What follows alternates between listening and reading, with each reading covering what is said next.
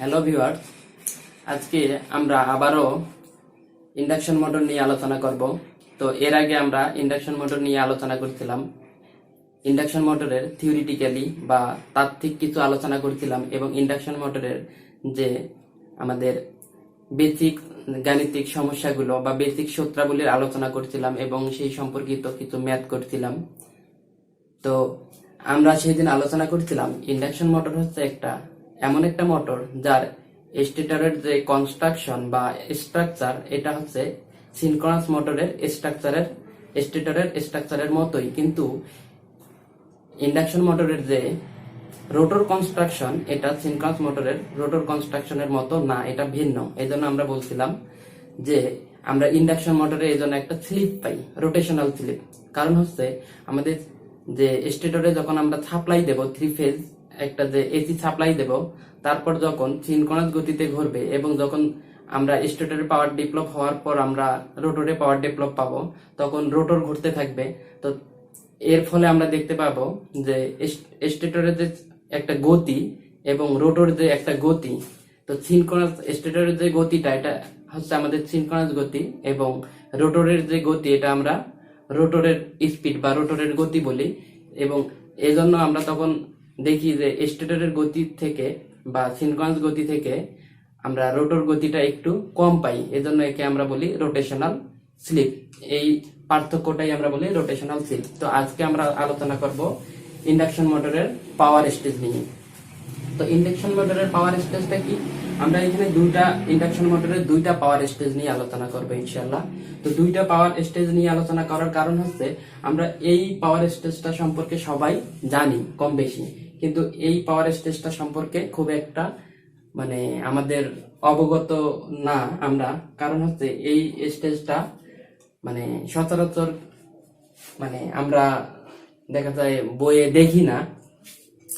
তো এখন হচ্ছে এই পাওয়ার স্টেজটা আমরা কি দেখতেছি যে আমরা যখন ইন্ডাকশন মোটরে এসি সাপ্লাই দেই স্টেটরে, তখন স্টেটরে একটা পাওয়ার ডেভেলপ হয়। স্টেটরের পাওয়ার ডেভেলপ হওয়ার পর এখানে স্টেটরের কপার লস এবং কোর লস হয়। তারপর রোটর পাওয়ার ইনপুট রোটরে চলে যায় সেই পাওয়ারটা, ওই পাওয়ারটাই রোটর ইনপুট হিসেবে কাজ করে।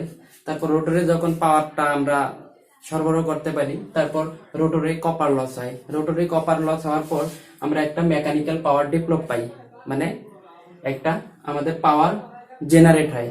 এটা হচ্ছে মেকানিক্যাল পাওয়ার ডেভেলপ, যেটাকে আমরা অনেকটা বলতে পারি যে কনভার্টেড পাওয়ার। আগে আমরা যে পাওয়ারটা দিচ্ছি ওটা অন্য একটা পাওয়ারে পরিণত হবে। তার এইখানে যে আমরা শক্তিটা প্রয়োগ করব, এইখানে এসে সেই শক্তিটা কনভার্ট বা পরিবর্তন হয়ে যাবে। তারপর এইখানে যখন আমাদের কনভার্টেড একটা পাওয়ার উৎপন্ন হবে, সেটা পাওয়ার এইখানে একটা লস হবে, সেটা হচ্ছে windage loss and friction loss, এবং এর ভেতরে আমাদের একটা স্ট্রে লসও আছে। তো এটা অতি নগণ্য হয়, এই জন্য সবসময় নেগলেক্ট করা হয় ম্যাক্সিমাম ক্ষেত্রে, এই জন্য এখানে লেখা হয়নি। এবং তারপর এখানে একটা সর্বশেষ আমাদের যে পাওয়ার ডেভেলপ হয় সেটা হচ্ছে আউটপুট পাওয়ার। রোটরে যে আমরা সর্বশেষ পাওয়ারটা পাই সেটা হচ্ছে আউটপুট পাওয়ার। তো এর সিমিলার আরেকটা পাওয়ার স্টেজ এটা। তো এটা আমরা আলোচনা করার কারণ কি, আমরা যে এই পাওয়ার স্টেজটা দেখতেছি এটা নিয়ে আমরা দেখা যাচ্ছে অনেক ম্যাথমেটিক্স বা গাণিতিক সমস্যাগুলোই সলভ করতে পারি না, কারণ বিস্তারিত ভাবে বর্ণনা দেওয়া নাই এই স্টেজের সাপেক্ষে। এজন্য আমরা যদি এই স্টেজটা দেখি, তাহলে এই স্টেজটায় আমাদের যে বেসিক কিছু সূত্র আছে পাওয়ার স্টেজ সম্পর্কিত, সেই সূত্রগুলো আসলে এই স্টেজে অ্যাপ্লাই হয়েছে। তো এই জন্য আমরা এই স্টেজ ব্যবহার করে আমরা পাওয়ার স্টেজ সম্পর্কিত বা ইন্ডাকশন মোটর সম্পর্কিত কিছু ম্যাথমেটিক্স বা গাণিতিক সমস্যা সমাধান করতে পারবো। এজন্য আমরা এই স্টেজটা সম্পর্কে একটু আলোচনা করি। সেটা হচ্ছে এইখানে আমি দেখলাম যে স্টেটরে পাওয়ার ইনপুট, আমরা এইখানে স্টেটরে পাওয়ার ইনপুট দিচ্ছি, থ্রি ফেজ স্টেটরে পাওয়ার ইনপুট দিচ্ছি, সেটা হচ্ছে এটা √3 VT IL cos θ। এটা হচ্ছে আমাদের ইনপুট, এটা হচ্ছে ইলেকট্রিক্যাল ইনপুট। আমরা স্টেটরে বা ইনপুটে ইলেকট্রিক্যাল পাওয়ার দিচ্ছি, আউটপুটে আমরা মোটর কি করে, মোটর হচ্ছে আমাদের বৈদ্যুতিক শক্তিকে যান্ত্রিক শক্তিতে রূপান্তর করে। তার এখানে বৈদ্যুতিক শক্তি দিচ্ছি, এইখানে যান্ত্রিক শক্তি আমরা পাচ্ছি। তাহলে এইখানে আমরা এই যে বৈদ্যুতিক শক্তিটা দিচ্ছি √3 VT IL cos θ, এটা √3 লেখার কারণ হচ্ছে এটা আমাদের 3 ফেজ, আমরা 3 ফেজ ইন্ডাকশন মোটর নিয়ে আলোচনা করতেছি।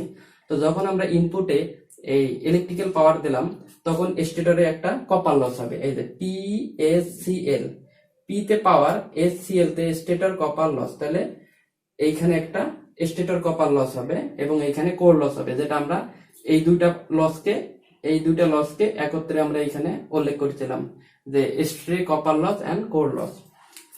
তারপর এখানে আলোচনা করছিলাম যে PAG মানে এয়ার গ্যাপ পাওয়ার।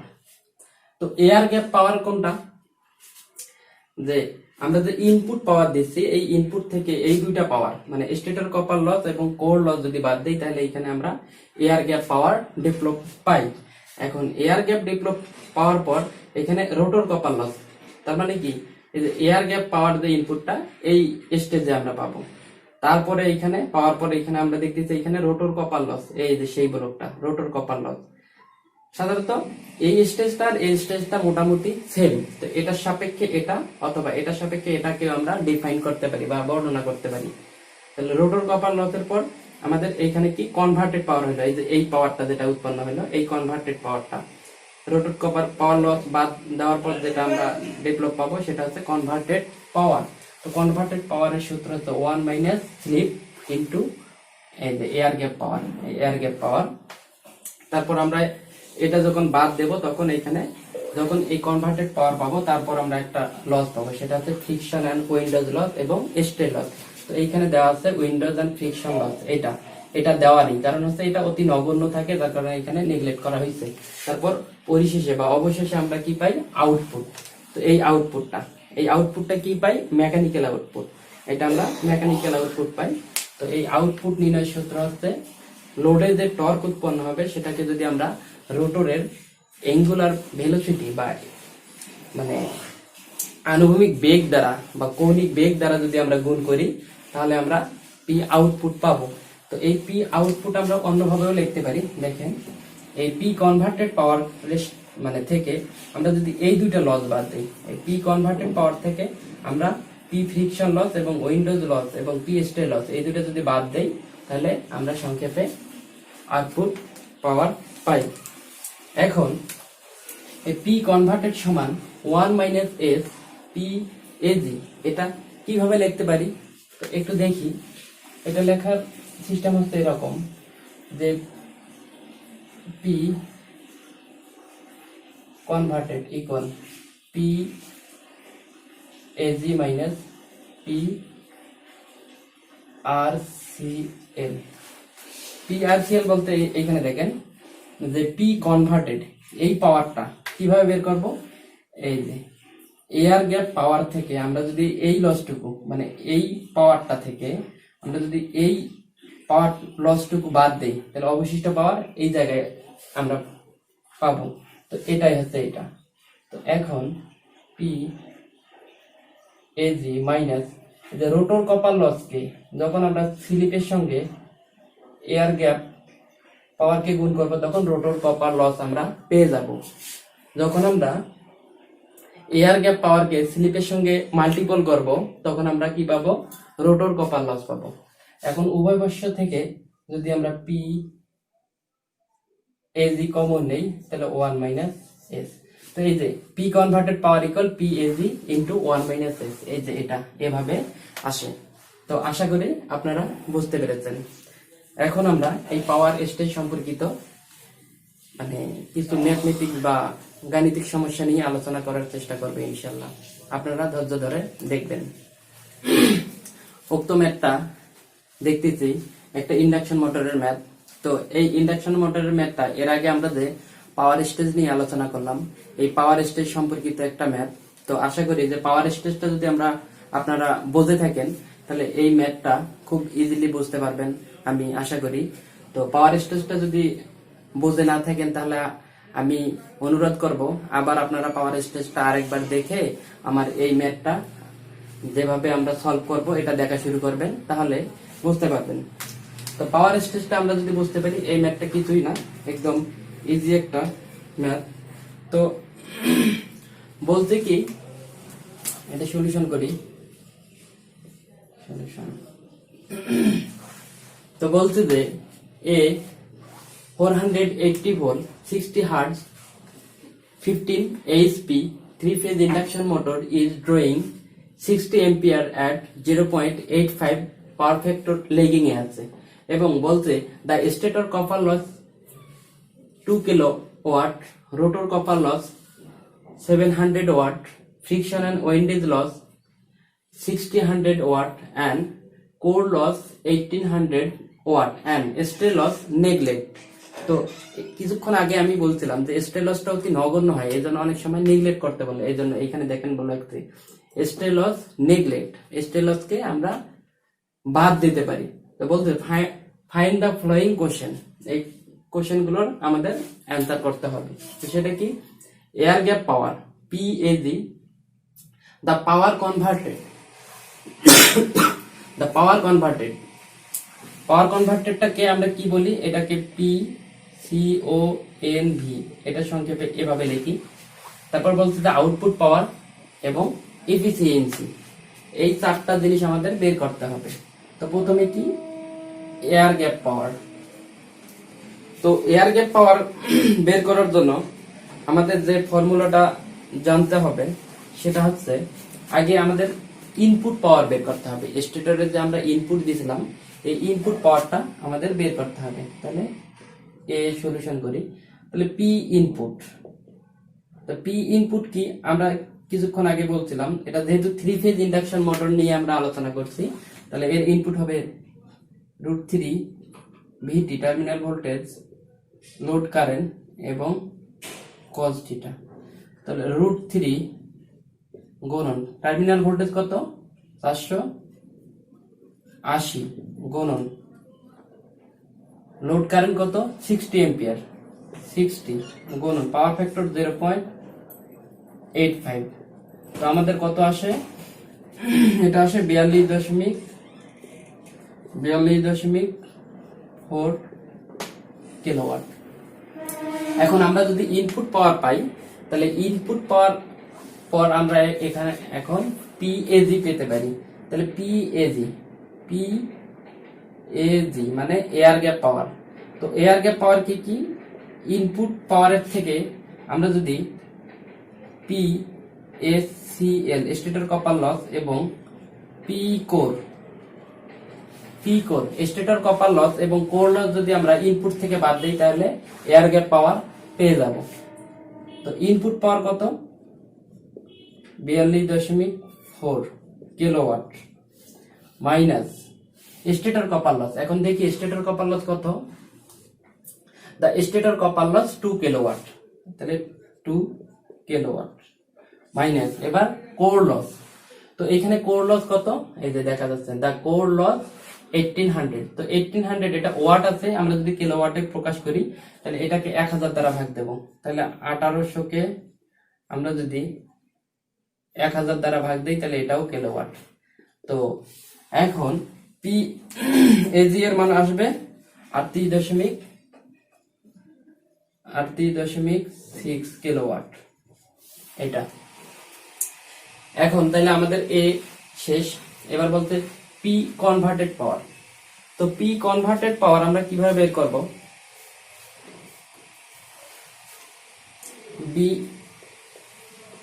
পি কনভার্টেড পাওয়ার। তো পি কনভার্টেড পাওয়ারটা আমরা দেখছিলাম যে এয়ার গ্যাপ পাওয়ার থেকে যদি আমরা রোটর কপার লসটা বাদ দেই, তাহলে এয়ার গ্যাপ থেকে যদি আমরা রোটর কপার লস, তাহলে পি এ জি থেকে যদি P R C L rotor copper loss, তাহলে এটা কত পাইছিলাম? 38.6 এবং রোটর কপার লস। তো দেখি এখানে এই যে রোটর কপার লস কত? 700 watt. Rotor copper loss 700 watt. তো 700 ওয়াট আছে, একে যদি আমরা কিলোওয়াটে করি তাহলে 1000 দ্বারা ভাগ দেব, তাহলে এটা কিলোওয়াট হয়ে গেল। তাহলে কনভার্টেড পাওয়ার এটাকে যখন আমরা করব তখন এটা 37.9 কিলোওয়াট আসবে,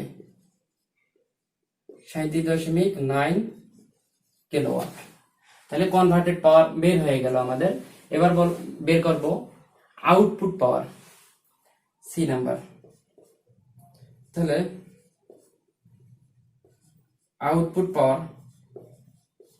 তো আউটপুট পাওয়ার আমরা কিভাবে বের করব, পি কনভার্টেড পাওয়ার পাইলাম, তাহলে পি কনভার্টেড পাওয়ার থেকে আমরা জানি P friction and windage loss. P converted power থেকে ফ্রিকশন এন্ড উইন্ডোজ লস এবং পি স্ট্রে লস যদি বাদ দেই, এই দুটা পাওয়ার লস যদি আমরা কনভার্টেড পাওয়ার থেকে বাদ দেই তাহলে আমরা আউটপুট পেয়ে যাব। তো এইখানে এটার কথা বলতে কি, তো আমরা জানি এটার মান 0, এটার মান 0, কারণ হচ্ছে এখানে বলছে যে এই যে স্ট্রে লস নেগলেক্ট করতে বলছে, এই জন্য আমরা এটা 0 ধরবো। তাহলে পি কনভার্টেড পাওয়ার হচ্ছে 37.9 কিলোওয়াট বিয়োগ, তাহলে ফ্রিকশন এন্ড উইন্ডোজ লস কোথায়, ফ্রিকশন এন্ড উইন্ডোজ লস কি 60 তাহলে 60 এটা ওয়াটে আছে, একে যদি কিলোওয়াটে করি তাহলে 1000 দ্বারা ভাগ দেব, তাহলে কিলোওয়াট, তাহলে এটা আসে আমাদের 37.3 কিলোওয়াট, মেবি এটাই আসার কথা। তাহলে আউটপুট পাওয়ার আমাদের আসতেছে এটা। এখন তারপর সর্বশেষ যে কোশ্চেনটা সেটা বলছে যে ইফিসিয়েন্সি। তো ইফিসিয়েন্সি আমরা কিভাবে বের করব, আমরা জানি ইফিসিয়েন্সি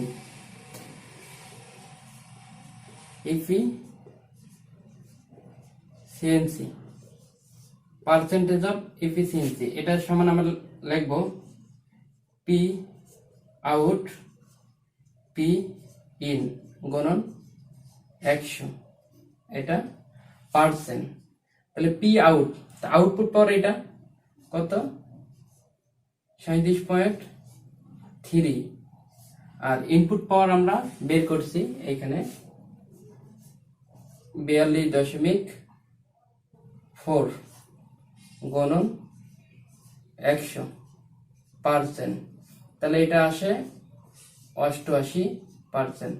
তাহলে আমাদের এই ম্যাথটাতে একটা জিনিস বলছিল যে অনেকগুলো মান দেওয়া ছিল এবং মান দেওয়ার পর আমাদের 4টা জিনিস বের করতে বলছিল, এয়ার গ্যাপ পাওয়ার, তারপর বলতে দা পাওয়ার কনভার্টেড, দা আউটপুট পাওয়ার এবং এফিসিয়েন্সি।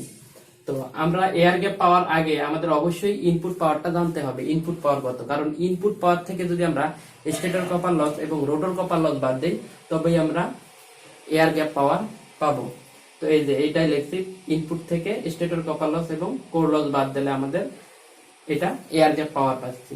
এখন এয়ার গ্যাপ পাওয়ার পি কনভার্টেড পাওয়ার, বিতে বলতে পি কনভার্টেড পাওয়ার, তো কনভার্টেড পাওয়ার কিভাবে বের করব, এয়ার গ্যাপ পাওয়ার থেকে যদি আমরা rotor copper loss, air gap power থেকে যদি আমরা রোটর কপার লস RCL মানে রোটর কপার লস বাদ দেই তাহলে আমরা পি কনভার্টেড পাওয়ার পাবো। তার মানে আমাদের আমরা যে মোটরে বা ইন্ডাকশন মোটরে যে ইলেকট্রিক্যাল পাওয়ার দিছিলাম সাপ্লাই, এটাকে আমরা কনভার্টেড করে মেকানিক্যালে একটা পাওয়ার ডেভেলপ হচ্ছে, সেই পাওয়ারটাই হচ্ছে আমাদের পি কনভার্টেড পাওয়ার, সেটা হচ্ছে 37.9 কিলোওয়াট।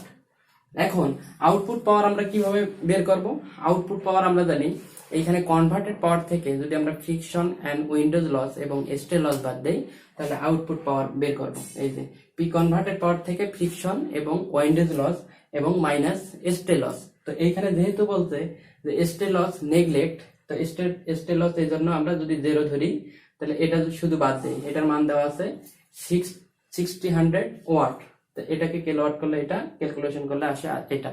তারপর সর্বশেষ যে কোশ্চেনের অ্যান্সারটা বলছে আমাদের বলতেছে এফিসিয়েন্সি বের করো। তো এফিসিয়েন্সি আমরা জানি কি, আমরা জানি যে কোনো কিছুর ক্ষেত্রে এফিসিয়েন্সি বলতে আউটপুট ভাগ ইনপুট, তো যেহেতু পার্সেন্টেজ আকারে বলতেছি 100 দ্বারা গুণ, তো এটাকে যদি আমরা এটা করি ক্যালকুলেশন তাহলে 88% আসে। তো আশা করি আপনারা বুঝতে পেরেছেন। একটা ম্যাথে দেখবো যে বলছে যে এ 460 volt 25 HP 60 Hz 4 pole Y connected induction motor has the following slip 0.022, find out speed। তো এখানে স্পিড বলতে শুধু আমরা একটা স্পিড বুঝতেছি না, এখানে স্টেটর স্পিড বলতে পারে, বোঝাতে পারে, আবার রোটর স্পিড বলতে পারে, আবার স্টেটরের যে আমাদের অ্যাঙ্গুলার ভেলোসিটি এটাও মানে বলতে পারে, আবার রোটরের যে অ্যাঙ্গুলার ভেলোসিটি এটাও বোঝাতে পারে। তো আমরা এই ফাইন্ড আউট স্পিড বলতে অনেকগুলো স্পিড বের করতে হতে পারে। তো আমরা এখন দেখব, তো ইন্ডাকশন মোটরে আমরা বহুল পরিচিত একটি সূত্র হচ্ছে স্পিডের, যেটা হচ্ছে সিনক্রোনাস স্পিড নির্ণয় করার সূত্র। সেটা হচ্ছে ns ইকুয়াল 120 f ভাগ p।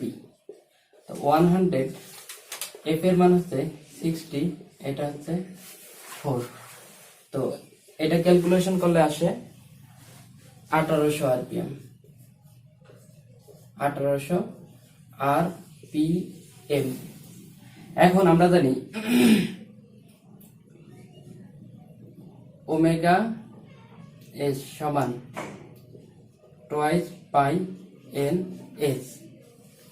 তো আমরা তো জানি এইটা, এখন টুয়াইস পাই এন বলতে 1800। তো এটা ছিল আমাদের, এটা আসবে আমাদের রেড পার মিনিট। তো এটাকে যদি আমরা সেকেন্ডে প্রকাশ করি তাহলে আমরা এটা করব টুয়াইস পাই গুণন 1800 কে 60, কারণ 1 মিনিট সমান 60 সেকেন্ড। তাহলে এটার মান হচ্ছে আমাদের রেড পার সেকেন্ড।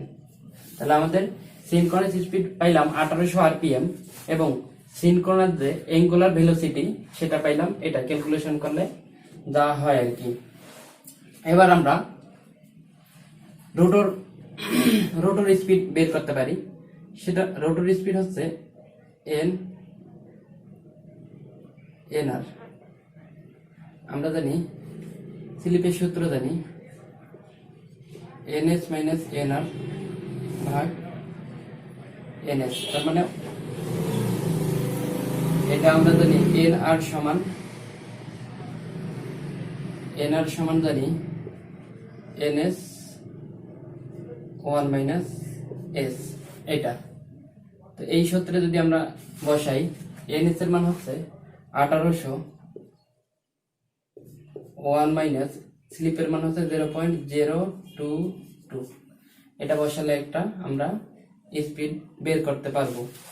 তো সেই স্পিডটা হচ্ছে আমাদের, সেই স্পিডটা 1760, এটাও আরপিএম মানে রোটেট পার মিনিট। এখন আমরা যদি এটা রোটরের স্পিড বের করলাম, এখন রোটরের স্পিড থেকে আমরা যদি রোটরের অ্যাঙ্গুলার ভেলোসিটি বের করতে চাই তাহলে ওমেগা এম সমান আমরা জানি টুয়াইস পাই এন আর। তাহলে টুয়াইস পাই এন আর বলতে 1760, এই মানটা হচ্ছে আমাদের রেড পার মিনিট। একে যদি আমরা সেকেন্ডে প্রকাশ করতে চাই তাহলে টুয়াইস পাই 1760 ভাগ 60 দ্বারা যদি ভাগ করি তাহলে এই মানটা আসে আমাদের রোটেট পার সেকেন্ড। তো আসলে এটা ক্যালকুলেশন করে যা আসে তাই আমাদের অ্যান্সার। তাহলে আমরা স্পিড বলতে অনেকগুলো জিনিস বুঝি। সেটা হচ্ছে সিনক্রোনাস স্পিড হতে পারে, সিনক্রোনাস যে অ্যাঙ্গুলার ভেলোসিটি সেটা হতে পারে, এটা রেডিয়ান পার মিনিটে ছিল, এটাকে রেডিয়ান পার সেকেন্ডে নিয়ে আসলাম। আবার স্লিপ দেওয়া আছে, স্লিপ থেকে আমরা রোটর স্পিড বের করতে পারি সিনক্রোনাস স্পিডের সাহায্যে। তো রোটর স্পিড যখন বের করতে পারবো তখন রোটর যে আমাদের অ্যাঙ্গুলার ভেলোসিটি আছে, এই রোটর স্পিডের সাপেক্ষে রোটর অ্যাঙ্গুলার ভেলোসিটি বের করতে পারবো। সেটা হচ্ছে এই টুয়াইস পাই এন আর। এখন টুয়াইস পাই এন আর এর মান কি আছে, আরপিএম মানে রোটেট পার মিনিটে আছে। তাহলে এই যে টুয়াইস পাই দিয়ে যখন আমি গুণ করলাম এটা রেড পার মিনিটে হলো। এখন রেড পার মিনিটকে যখন সেকেন্ডে প্রকাশ করবো, এখানে 60 দ্বারা যদি ভাগ করি রেড পার সেকেন্ড।